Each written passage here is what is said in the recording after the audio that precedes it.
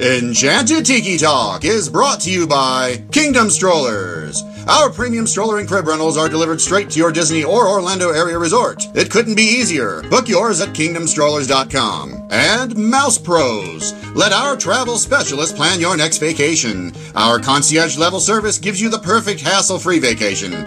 Get your free quote from Sean or any of our magical agents at mousepros.com. And Mickey Monthly, the Disney fans' monthly subscription box that brings the magic right to your door. Visit them at mickeymonthly.com. And buy Woody Sunglasses. Don't let glare ruin your magical view. These premium wood frame polarized sunglasses will let you tour the parks in style. Visit them at woodies.com. And now, it's show time! Vahidi me kyonimana, ladies and gentlemen. No flashbulbs, please. Our performers are temperamental and easily upset. Thank you for your cooperation. Oh, look at all the people. My goodness, you're all staring at us. We better start the show rolling. Wait. We forgot to wake up the Glee Club.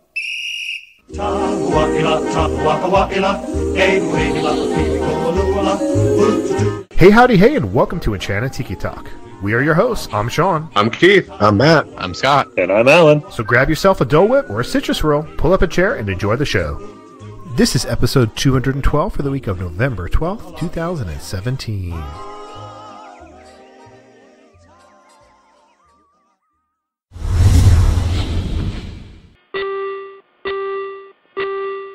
Ladies and gentlemen, we are currently holding for further traffic clearance.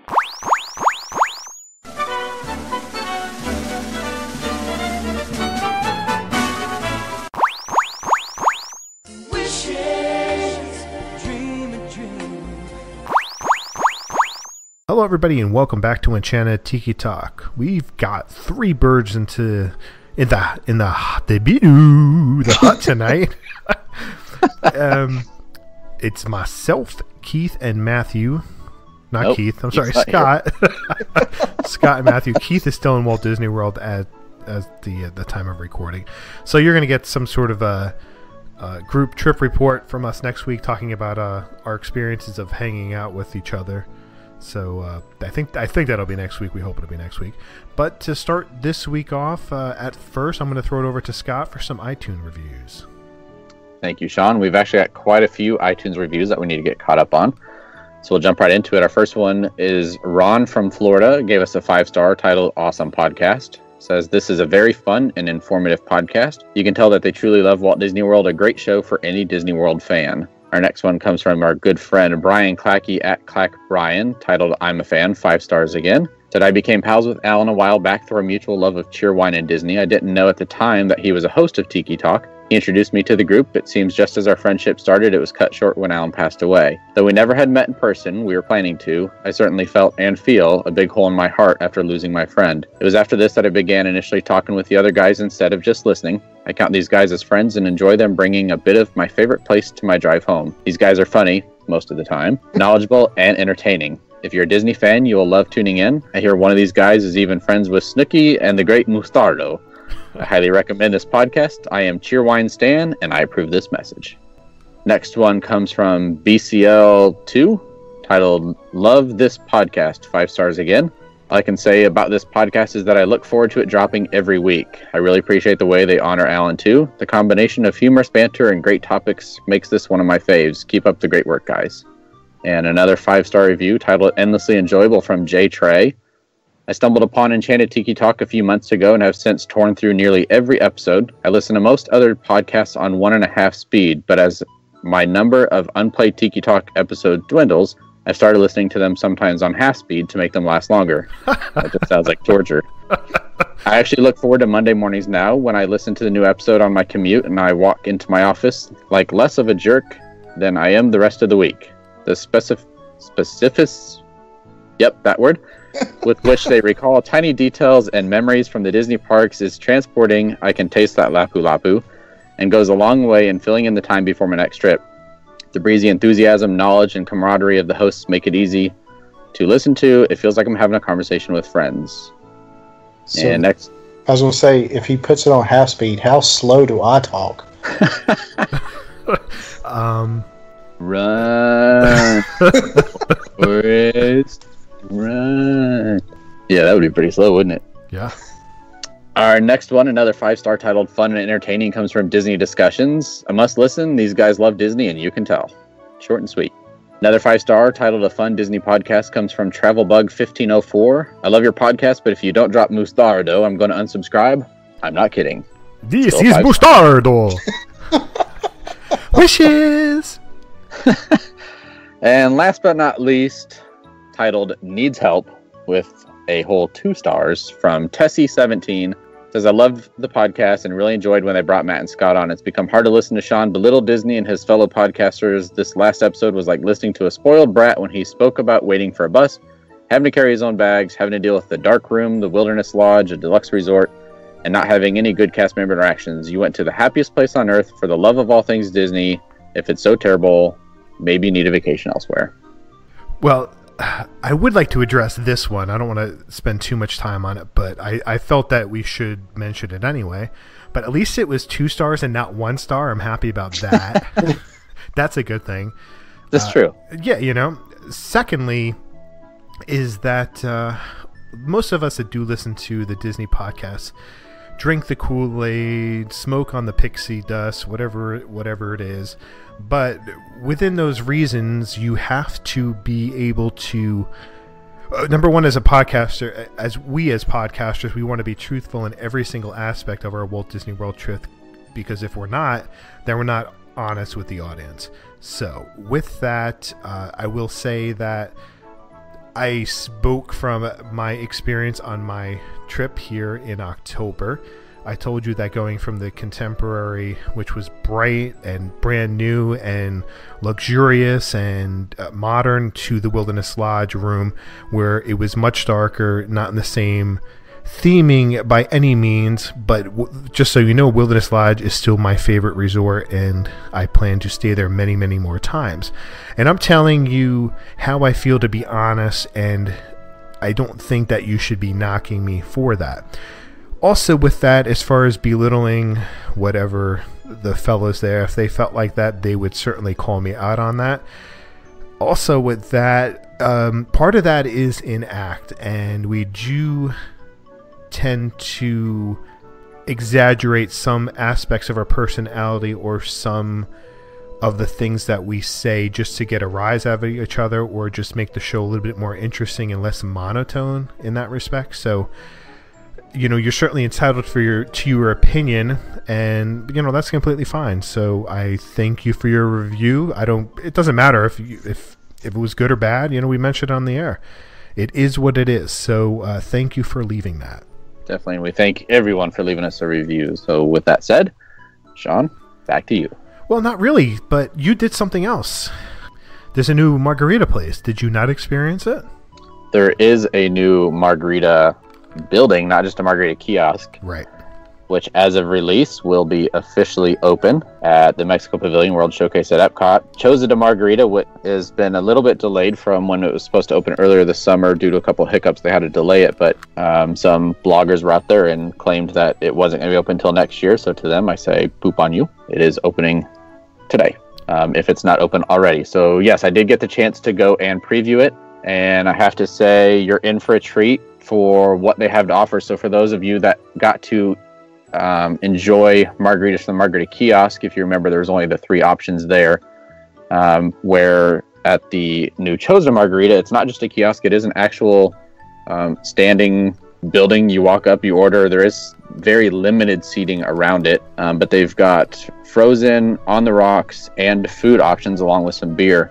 3 signature margaritas, which are going to be on the rocks. They've got 3 frozen margaritas, or you can do the combination all 3, like they did before. 3 beers, and then 3 different types of food. So I actually got to try 2 of the margaritas and 1 of the food items. And the 2 I had were both the signature margaritas. The on the rocks, I had the lime cucumber, which is extremely refreshing and is going to be great on a summer day. And I had the guava pink peppercorn. So highly recommend those.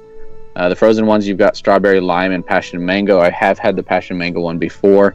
It's a very good new addition to that one. And then, of course, the classic lime and strawberry coming back again. And for the food, I had the tacos al pastor, which I have to say, excellent for what it was al pastor marinated grilled pork served with corn tortillas, green tomatillo sauce, onions, pineapple, and cilantro, served with a side of corn esquites.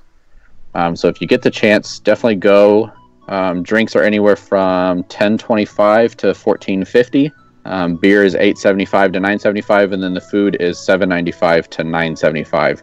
It's definitely bigger portions than what you get at Food and Wine or Flower and Food, but the theming in that area, just the whole kiosk itself, there's some like tiki torches around it. It's as you're facing the pyramid, it's off to the left there. It'll be a nice area for people walking by to get their drinks. So some nice new addition coming in that I highly recommend everyone go and try when you're there. Cool. I look forward to trying it whenever I return to Walt Disney World. Yeah, opened a week too late for you. Yeah, maybe I shouldn't return back to Disney World. Maybe I don't. Haters gonna hate.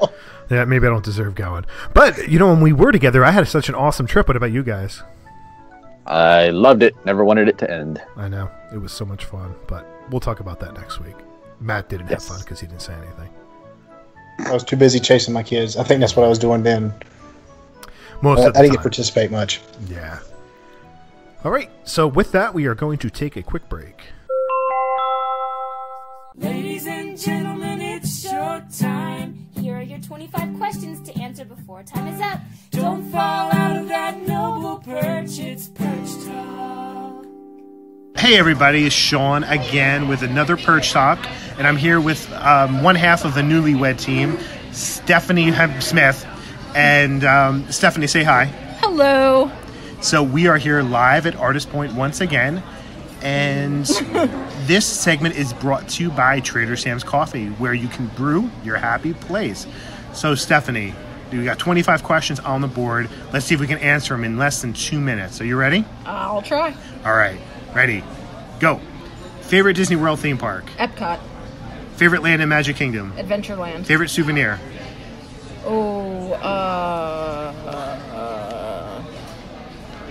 And I'm drinking beer during this. T-shirt. Favorite quick service? Casey's. Favorite table service?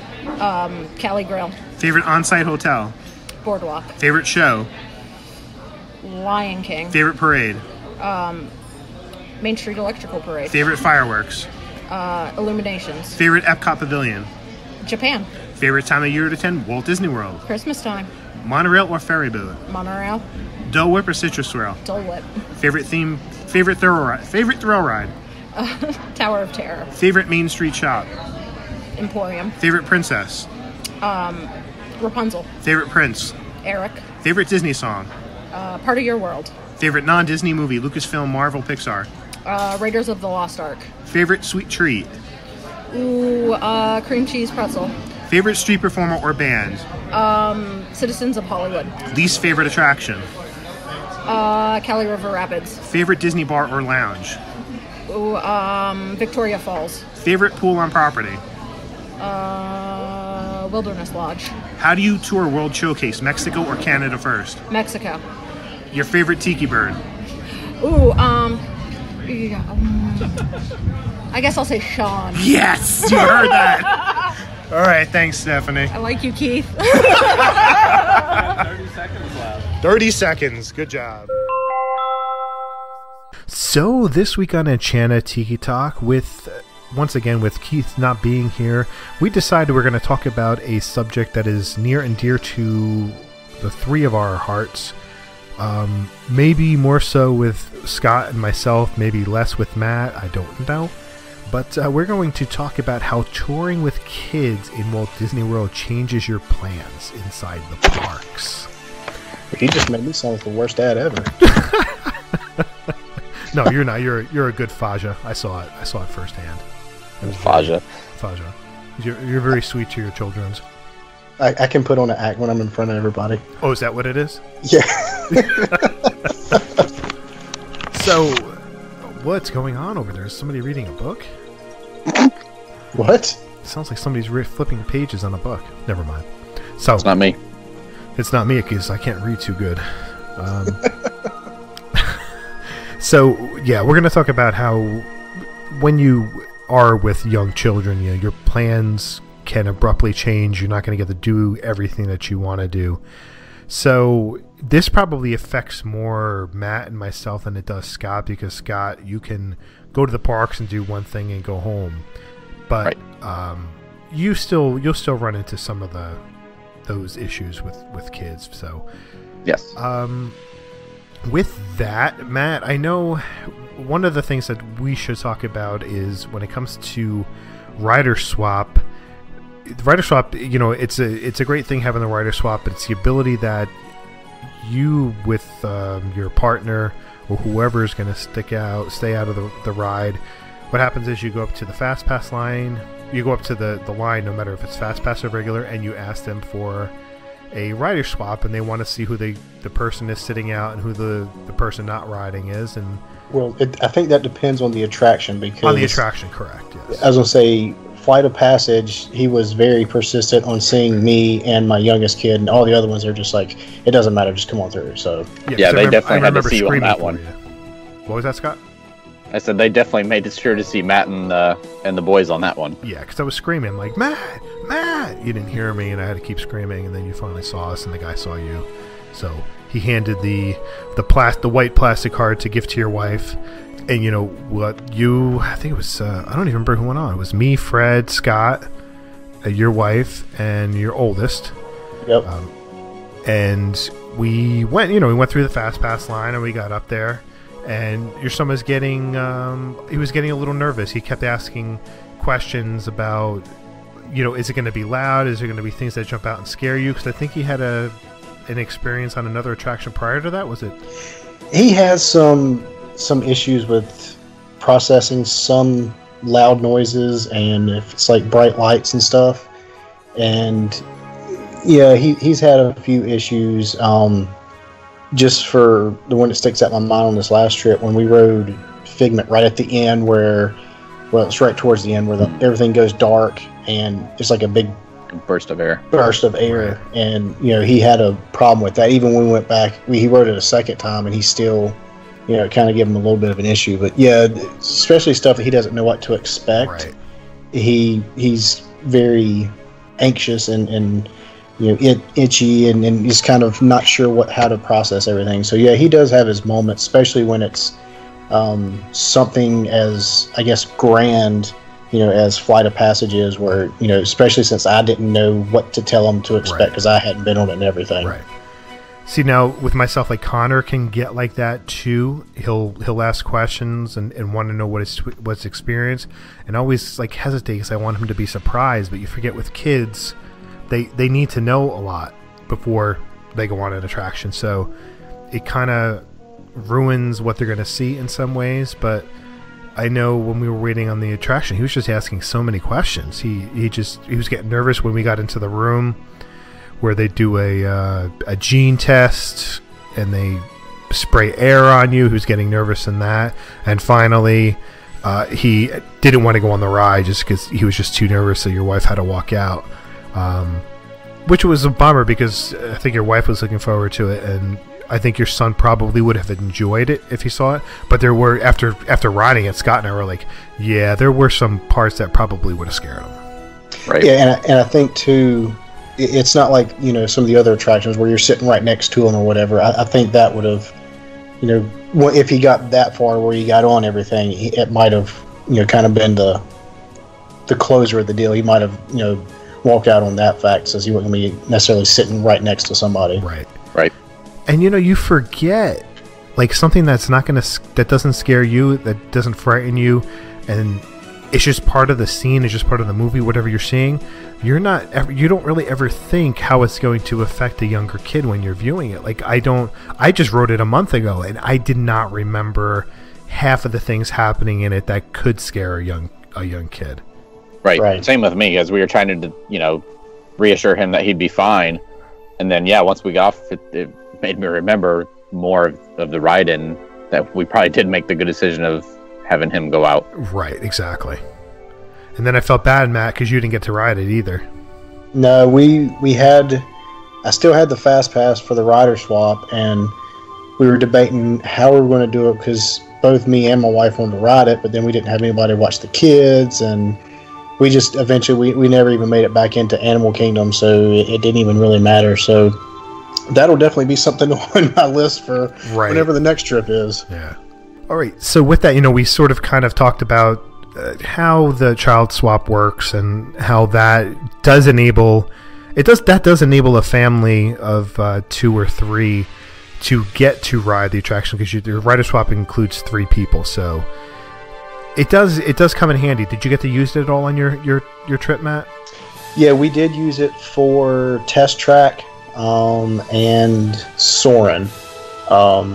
And one thing to point out too, that the Fast Pass is good basically for the whole month, so it's not something that you have to use that day. You can go back later and use it. But yeah, we did use it for Test Track the first day that we got there. That is by far my son's favorite ride, and we were hoping that my youngest would be tall enough to get on most of the attractions, but unfortunately he is related to me and he was nowhere close to we got him on Mine Train. I think one of his hairs were sticking up on the back of his head and just kind of brushed the top, so let him on Mine Train. But he couldn't get on Test Track, so me and my oldest jumped on, and then we went back to Epcot. A couple of days later, my wife used the Fast Pass with my son, so she got to ride it. But yeah, we did use it a couple times, and it's great to take advantage of. I wish I would have remembered to not use Fast Passes. Basically, when we were getting on for Test Track, my wife and my youngest wasted a Fast Pass because they never used it for that. So I didn't plan very well with the with the Fast Passes for that. So that's something else I'll have to remember next time we go. Well, and I'll tag on to that. It's one of those kind of unknown cheats, if you want to call it, of the system. Is when you're booking your Fast Pass, most everyone books your entire party for it.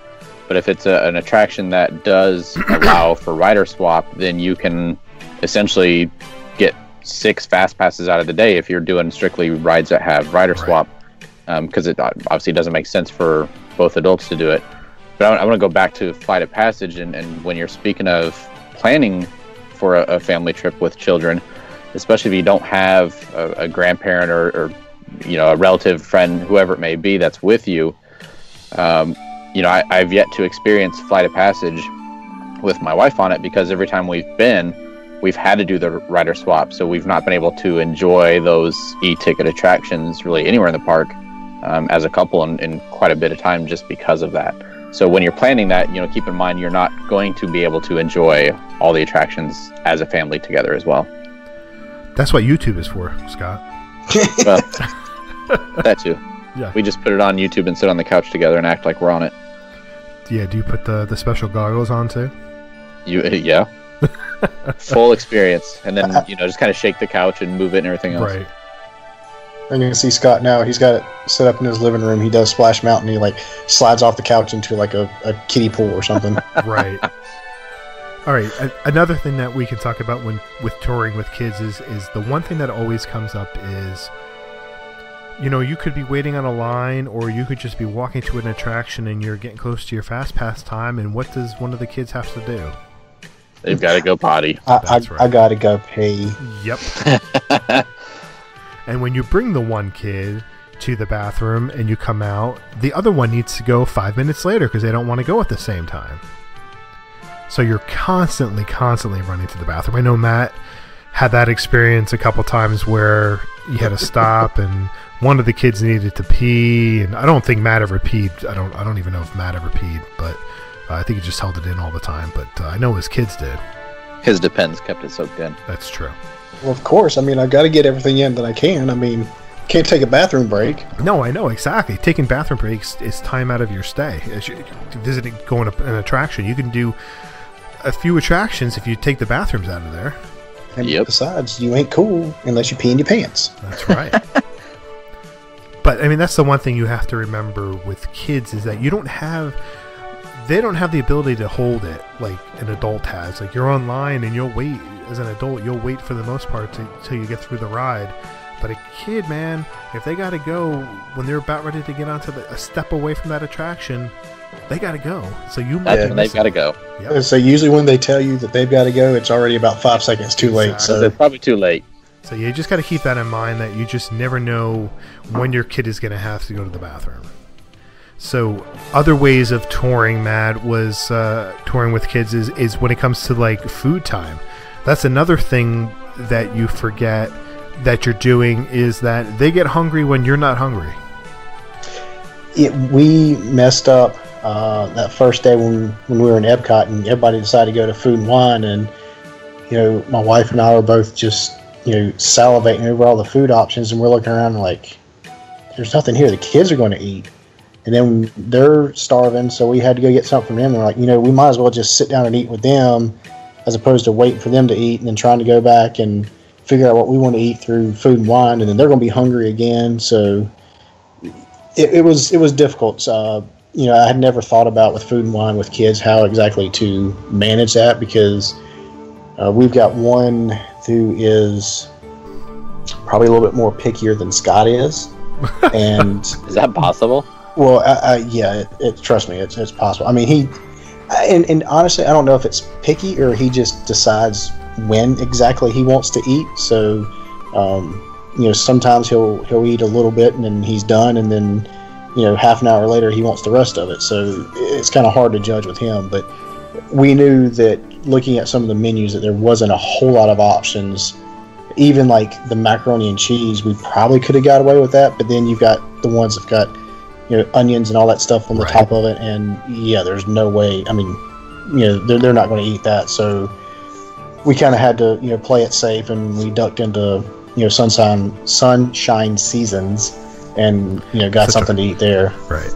So because I remember we were at the stands right over by Club Cool, right? Mm-hmm. We were right over there, yes, grabbing things, and all of a sudden you just disappeared because there was nothing there for the kids to eat. Yeah, I mean, we were sitting there looking because it was right there by, what was it, Earth Eats and Health Eats and Flavors of Fire and all that was there, and I'm just like, ready to grab something, and it just dawned on us, and we're like, there's nothing here that the kids are going to eat, and there's no point in us trying to get something and shove it in our mouth and try and find something else for them. So, we just abandoned trying to do Food and Wine. I think later, my wife went back and got a few things, but for the most part, we didn't really do anything with Food and Wine. Yeah, that's a shame, because I'll tell you, like when I was there in October, I only got like 2 or 3 things at Food and Wine that my wife and I shared, just because the kids are with us, and it makes it hard. Number one, having to stop, that kind of gets the kids aggravated because they just want to go ahead and go, I want to go on a ride, and then it comes down to that there's nothing there they really want to eat, and if you do get them something, it's only going to be a pretzel or something maybe sweeter. You might not necessarily want them to have something sweet. So like for me, this was great not having kids, because I was able to stop at any country I wanted.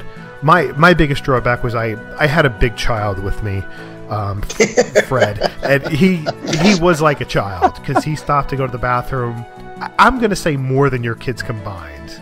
Yes. Yeah. Fair assumption. Yeah, he's constantly stopping to go to the bathroom. And it was just, in the beginning, it was just like, all right, we'll wait for him. Then after that, like, no, he'll catch up. We're going over here. He'll catch up later. We'll worry about it later. So it'll slow you down, especially if you're in a big group and one person has to go to the bathroom. It takes forever to get anywhere. And another thing that we didn't think about till we got there is, say you want to get 2 or 3 different things, and they're from different booths, where you're looking at a good 5, maybe 10-minute wait for each booth. Right. So yeah, then you're having to entertain the kids for that time, and you're out in the middle of the sun. Yeah, it's just very difficult to maneuver with young kids. Right. When they're maybe they're 2 or 3 years, and they might be able to handle it. But right now, at their ages, it was just difficult to try and do anything. Or when they turn 21. Yeah, that's. I will say that we did. We stopped. We didn't actually go into the light lab, but where they had the stand right outside, where they had a couple beers. Right.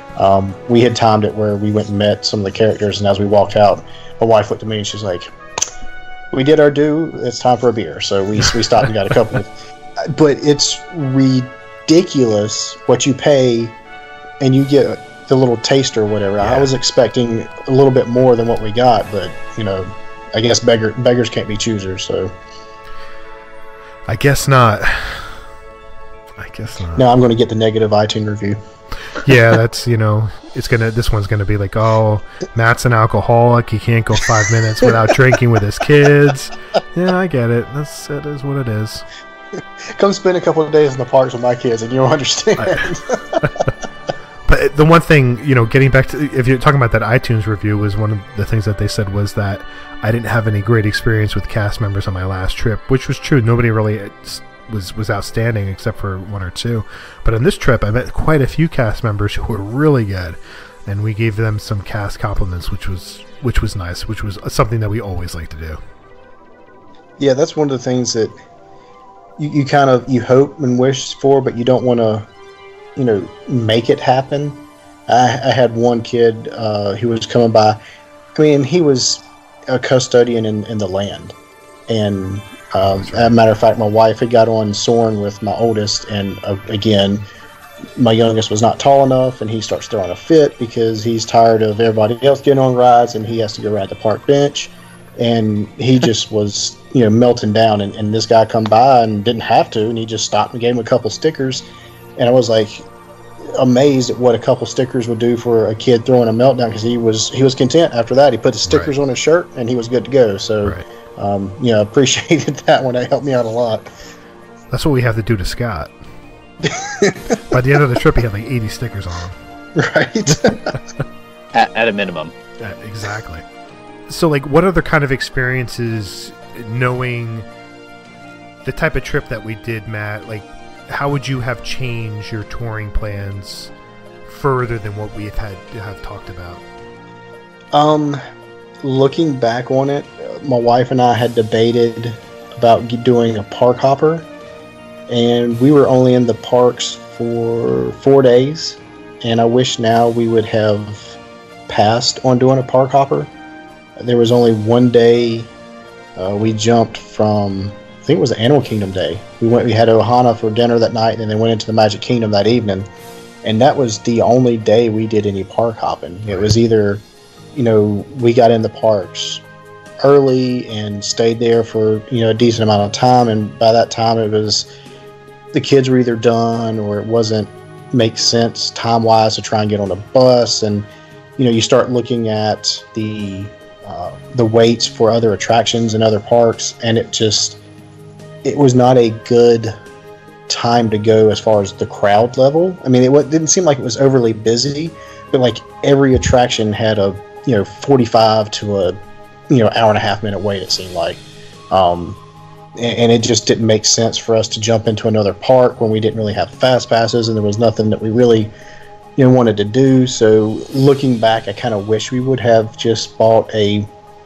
single day ticket, well, not single day, but non-park hopper, and it wasn't possible due to work schedule and everything, but I wish we'd have had at least another day or two, because there was a lot of stuff that I felt like I just did not get to do because of either time constraints or the kids or all that stuff. And I'm sure we'll get into that when we start doing our trip reports and everything. Right.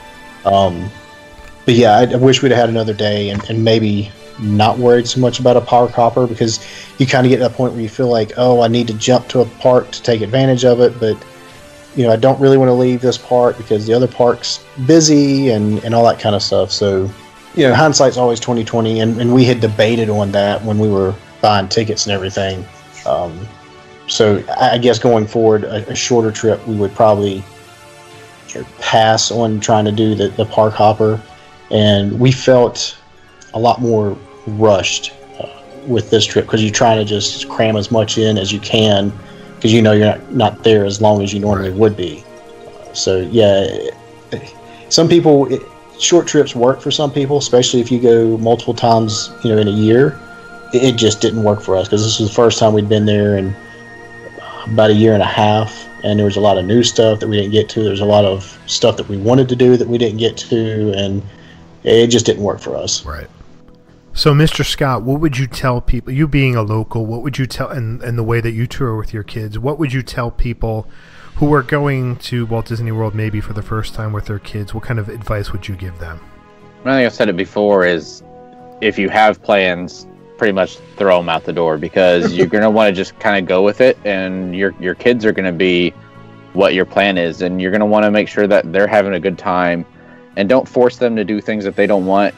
Have plenty of patience, because you're going to need a lot of it, but just have fun with it, because I think when people try to live by a plan is when I really see people, parents especially, start to have their meltdowns because they're not getting what they wanted, and it's not their vacation that they had planned for. And that's what you really have to think about, is it's as much as it's your vacation and you've paid for it, it's just as much for the kids. True. Good point. There was a couple of fast passes that we even just bypassed. Like matter of fact, when y'all were doing Food and Wine and we went in Sunshine Seasons, we come out, we had fast passes for Mission Space. I think y'all said y'all weren't even going to do them. Right. And as we walk out, our youngest saw the seas, and that's all he cared about. And I was like, you know what? Who cares about Mission Space? I mean, I haven't done it in the past, 4 or 5 trips. One more trip wouldn't hurt. So, right. we just, we took off over to the seas and let them, go through and see the fish and everything. And that was, again, like you said, it saved a meltdown and not having to worry about, trying to fight them through another attraction that they didn't really care about in the first place. Right. Yeah, that was funny when we were talking about trying to do Mission Space. It was, I think Scott had said that you guys were going over to do Mission Space, and we were like, should we go over? And I think Keith was getting hangry, and we were weighing the option of Mission Space or the Food and Wine booths, and we're like, booze, Food and Wine, let's go. So that's the way we went. Well, thanks for checking on and make sure I was still surviving and everything. I appreciate it. I mean, we were worried about you when you were stuck in Sunshine Seasons for 2 hours. We thought it turned into nap time. And then Scott says, like, oh yeah, they went on the land ride. We're like, oh, did the land break down or something? No, there was. We did go on the land. That's right. We went on the land, living with the land, and it was like almost a half-hour wait. Wow. It was ridiculous. I mean, it was either that or I think it was in 45 minutes for Soarin', and I was like, I'm not standing in line for 45 minutes for Soarin'. No. So yeah, we jumped on living with the land. So yeah, it was about a half hour we stood in line for that. I forgot about that one. Yeah, I mean, because you just disappeared. We're like, I don't think we're going to see him anymore today. I don't think we did see him after that. No, because yeah, y'all went. I don't know what y'all did after that. Drank around the world. We had dinner reservations back at. Sanaa, that's right. Yeah, and we made it all the way up through America, watched Voices of Liberty, and then we had to hurry back to get to the expo. Oh, the expo, that's right. Yeah, I had to squeeze that in. Yeah, I almost missed Sanaa because I didn't have time to get to the expo and back. All right, so I don't think I have anything else for this. I'm sure something will come up at a later date, and we could just reapproach it again. Yep.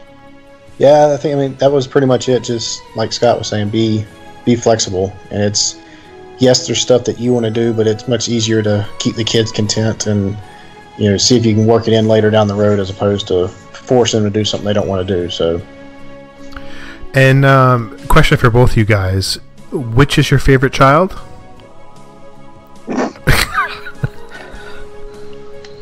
Can Matt be considered a child on this one? According to some people, I'm small enough to be a child. I could tell you who my least favorite is. Keith.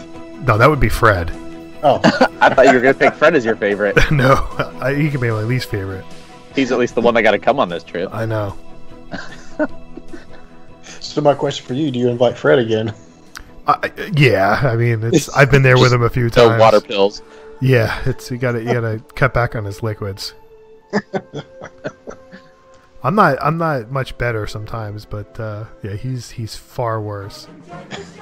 All right, so that's going to do it for this week. First, we want to thank our sponsors, Kingdom Strollers. Get your premium stroller and crib rental at kingdomstrollers.com. Want to decorate those boring magic bands? Check out the customized decals at myfancybands.com. Make sure to use the code Enchanted Tiki Talk 20 to save 20% off your order. Let the vacation experts at mousepros.com help plan your next perfect Disney vacation. Get a clear view of the parks with Woody's polarized sunglasses. Check out all their wood frame styles at woodys.com. Don't forget to check out our store at redbubble.com/Tiki Talk Podcast. And you can connect with us on social media. Find us on Facebook at Enchanted Tiki Talk, Instagram and Twitter at Tiki Talk Podcast, You can leave us a message on the Tiki Talk hotline, which is 1-256 for my Tiki, 256-469-8454. And if you enjoy the show, please rate us on iTunes. Matt sure is having a hard time tonight. It's been too long. I'm out of practice. And you can find me on Twitter at 1 Minute Disney Dream. That's 1MIN Disney Dream. MouseWorldVacations.com and MousePros.com. And you can find Keith at TheSwedishChef.com, at BooblyBalls.com. More on that next week. And ILoveChefs.com. He's also changed everything since he's had a revelation to Citrus Swirl Daily. Yes, Citrus Swirl Daily. And you can find me on Twitter at Scotty Campbell or on Instagram at ScottyBoy. I'm on Instagram and Twitter at mholly579. With all that being said, Alan, buddy, it was fun running with your wife and with you. Go ahead and take it away. Thanks for listening this week. For Sean and Keith and Matt, I'm Alan. And this has been Enchanted Tiki Talk. Aloha. Sean, did you have any issues with TSA and when flying home? I have TSA pre, so... Oh, that's right. Yeah, so I didn't have that long line, but Fred did. I know Fred, when he...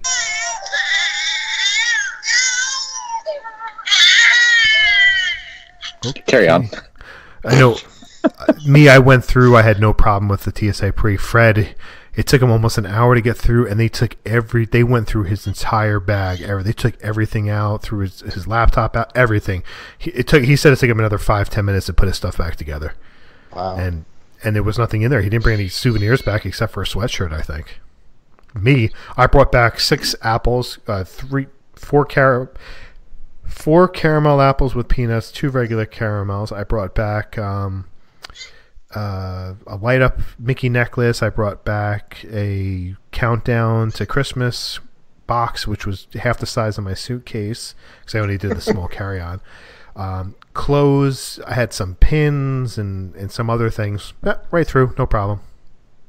See, there was somebody that I knew that ran all the races, and they were like, TSA is a madhouse. They made me take out all my medals. All food had to come out of my bag. She's like, it took me, an hour and a half to get through. And we went through, and I'd already took all my medals out. And I think I had a granola bar or something I took out of the bag, and we get up there, and the guy's like, put everything in your bag. And he just pushed us right through the line. I was like, oh, really? Yeah.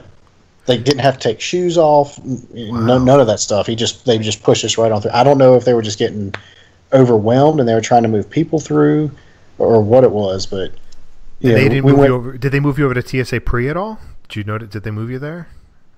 I did notice that when we went through, we immediately went to the right, and then they stopped us. It must be like where the pre-check was coming, because it was like they had a fast pass. They stopped us. And all the people come filtering in there, so we're just standing there like cattle, all herded together, and wait for them to move through. And then they opened the gates back up. And then we went by the little dog that was walking in circles and sniffing everybody. That I thought was going to take. My wife had a brownie that the kids had gotten for lunch, and I swear I thought he was about to take the brownie out of her hand when we were walking by. He started licking his lips. You could see him smelling. The cop had to keep yanking him. Wow. Well, I know Fred told me that when they were online, they took somebody away. Really? Yeah, I didn't get to see that. Yeah, I didn't get to see anything like that. But yeah, it was just a madhouse in there. And you walk in, and I didn't tell you about, or did I tell you guys our adventure getting to the airport? How we missed we went to Disney Springs. And we got to get a bus back to the resort about 2:15ish, because Melissa had timed the ride down there. I didn't think about it, but it was about 2:15. We knew it would take about 25 minutes to get back to the resort. Bus didn't show up until 2:40ish, maybe a little after that. Right. So we're scrambling. I call Magical Express and explain to them, and they're like, well, there's nothing we can do if you don't get back. We can try and arrange another bus. If you don't, you got to call a cab. Well, normally every other time that we came back to the resort, it went to Kidani and then went to Jambo. This time it went to Jambo. There was a lady on a scooter, so they had to load it. So obviously we missed our bus. Right. $70-some later in a cab, we finally get to the airport. Oh, I didn't even hear that. Oh, yeah, it was... Because when we walk in, and Melissa's got anxiety issues to begin with. Right. So we walk up to the front desk, and we're telling the lady, and she's like, oh, God, I've heard horror stories. It takes them, 2 hours to get through security. So immediately Melissa's like, oh, we're going to miss our flight. We're going to miss our flight. We're going to have to stay here overnight or get a rental car and drive home. I was like, just... Go sit over there and watch TV with the kids. Let me take care of this. But no, we got a cab, and it was, like I said, $70 to get us to the airport. Then another 45 minutes. I mean, we got through with plenty of time, and then we had issues with the plane and didn't fly out till almost 9. It was after 9:30, I think, when we flew out. It was just. It was not a fun day coming home. And the funny thing is that that's $70. You could have rented a car for $70. You could have driven home. You could have been home before you would have been if you had flown because your delay. Yeah, I think the next time we get down, we might actually try driving. Right. And see, the iTunes review. Getting back to the iTunes review, saying that. I was complaining about the bus transportation.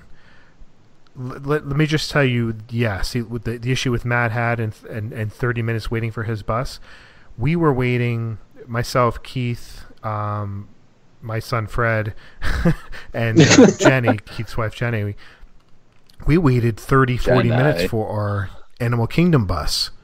I think we waited 30 minutes. 5 studio buses came by, and not one Animal Kingdom bus. And we were staying over at Music. Mm-hmm. No, we were over by Sports, whatever it was. So we went over to Sports, where Keith was. We waited forever, and not one single Animal Kingdom bus came by, and that was the closest one. And we were like, we might be Ubering here. But I guess the funny thing is we were standing in line, and finally some guy come walking by, and I don't know if they rotate. I don't know if this guy knew what was going on. He was in the Disney transportation uniform, so I don't know if he was just a bus driver. Obviously at the Springs, they don't have the screen, when the buses are coming and all that kind of stuff. Right. But, Melissa went over and asked me, she's like, we've got to get back to a resort. Is there any way you can call to find out where a bus is? And apparently he got on the radio and someone said, well, one left there 15 minutes ago. And we're like, no, we've been standing here for 20 minutes. We haven't seen a bus. There's no way one left here 15 minutes ago. So it was, and of course, it's funny because like you said, normally when you're trying to get to Magic Kingdom, every other park bus comes.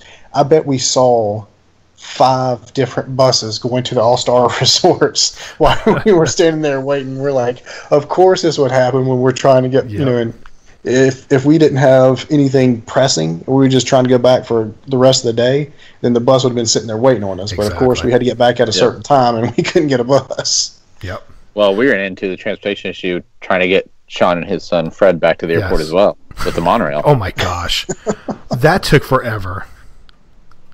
That was I was getting worried that I was worried that the lines were going to take long at TSA at the airport too. But we got and thankfully Scott drove us to the airport, but we went and took I think we were doing Resort Monorail. Resort Monorail because we parked at Polynesian. You were parked at the Polynesian, and we got up there and it broke down, and I think we waited 10 minutes debating whether it was going to go. And then the cast member came by and said, "Oh, there's still a hold. It might be a while." Like, forget it. We're just going to go. So then we leave and go over to the Express, and we get over there and we heard the announcement that the monorail was shutting down. We're like, "Oh gosh!" And we were thinking about taking the boat, but the line for the boat was really long as well. But I'm going to say it was at least 30 minutes or so before we ended up getting on the monorail. At least, and then we had to get off at TTC and still walk to the Polynesian. Mm-hmm. And then the bus, a truck hit the gate came down on a truck, so we couldn't even exit. Couldn't go out that way. We're like, oh my gosh, this is ridiculous. Is it possible? Because I was trying to figure out the other night. Is it possible to walk from the front of the Magic Kingdom to the Poly? I know you can walk over to the Grand Floridian. It's possible. Okay. It's possible. Well, you have to run. You have to run where all the cars are. You have to go where all the cars are. Oh, he asked if it was possible. If you drive on World. Well, yeah, you would have to go World Drive, which I wouldn't recommend ever walking on. But okay, I was just curious. Yeah, I mean, I wish they would. There's just no put a actual bridge walkway. Right. I wish they would put bridge in and that you can walk over to the Grand Floridian. Right. That would be a nice the plan walk. Always was. The walk to nowhere. Yep. Enchanted Tiki Talk has been brought to you by mousepros.com. Let us plan your perfect Disney vacation. And mickeymonthly.com, where you can get the park sent directly to you. And by kingdomstrollers.com for all your premium stroller and crib rental needs. Also by Trader Sam's Coffee. Why not brew some magic in your home? And finally, woodies.com. Sunglasses for a glare-free view of the magic. For all of us here, I'm David Benter. Thanks for listening to Enchanted Tiki Talk.